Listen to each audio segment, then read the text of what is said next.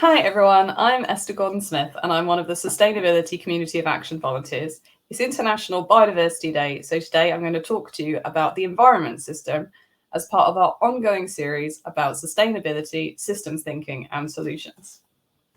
So last time in our series we covered mental models, and on the left we have what could be described as a model of a car.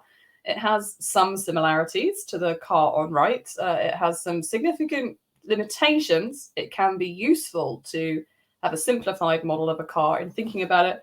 One of the other things we learned is it's really important for you to understand what's going on in your mental model, because if you make mistakes in your mental model, then some of your decisions and behaviors can somewhat raise eyebrows.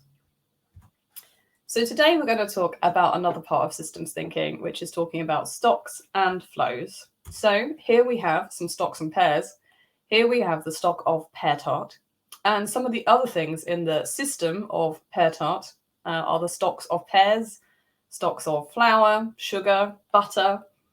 And there are also stocks of things like baking equipment being clean, the oven, and also a plate and a spoon for me to eat the pear tart. This is very important. And we also have flows within this system. So if I have pears in the fruit bowl, those sometimes flow into being pears in the tart. And when this happens, the stock of pears in the fruit bowl goes down. So I replenish the bowl by putting more stocks or flows of pears into the fruit bowl. So then the stock of pears in the fruit bowl has increased. Here's another example with bunnies. So I might have the stock of bunny. And if I have two bunnies and those two bunnies love each other very much and share a special cuddle, quite quickly my stock of bunnies will increase. And this is another sort of flow as the stock of bunnies gets bigger and bigger. Here is another example of a stock within this system. So here is a bunny eating grass. And so there is the stock of grass and there is the stock of bunny. And another element in the system could be the stock of fox. We're going to come on to that again later. So here's another way to think about that. Ecosystem services. What are some of the stocks and flows within the environment, and what value and services do those provide to us? So here's Saltwich, again, our fictional town. What are some of the ecosystem services happening within here?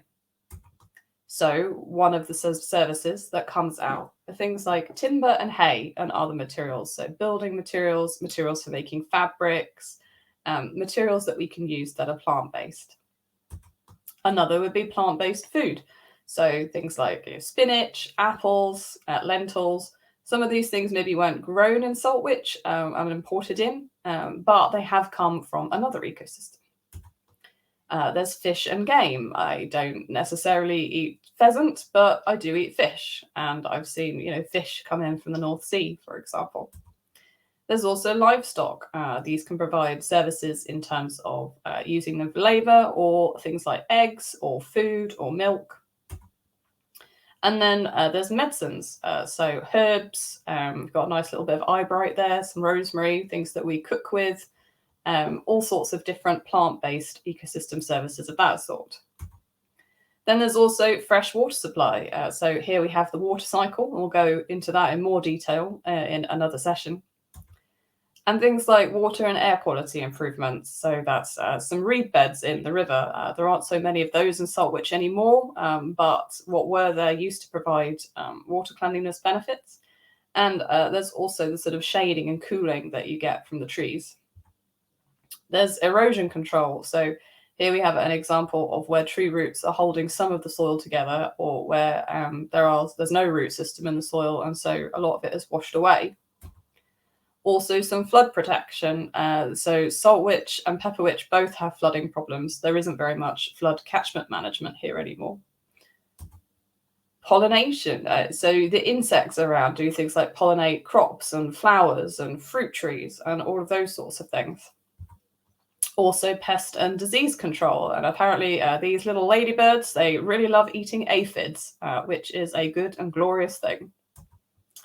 Things like waste management. So it can be anything from, the leaf detritus in a woodland down to some very specific bacteria that can break all sorts of things down, like oils and other things, and other waste materials that are put into the landfills near Pepperwich.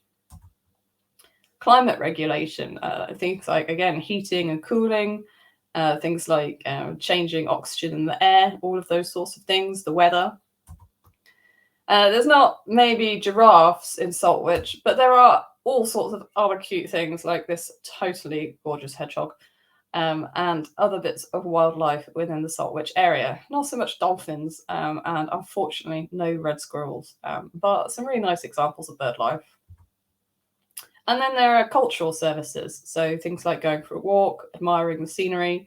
We've got Gildon Vale National Park nearby, and lots of people visit that just to get away from everything.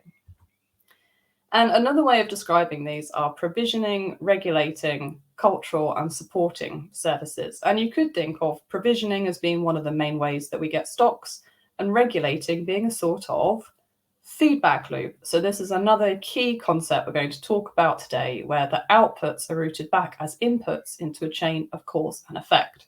So to give you an example of this, let's go back to our rabbit, our fox, and our grass. So the rabbit eats the grass, and these rabbits, they are very special rabbits. So we soon have many rabbits. Now, many rabbits will eat all of the grass. And then also when we have many, many rabbits, we'll have many, many foxes as an input into the fox system. But the foxes will then eat quite a lot of the rabbits. And then when there's fewer rabbits, then the grass will start to grow back. But the problem is the fox can't eat the grass. So then the number of foxes drop off. So all of these things are loops of feedback going up and down with the stocks and flows of grass and rabbits and foxes. And the idea is that they should reach an optimum balancing point in this case, and a stable population of all three.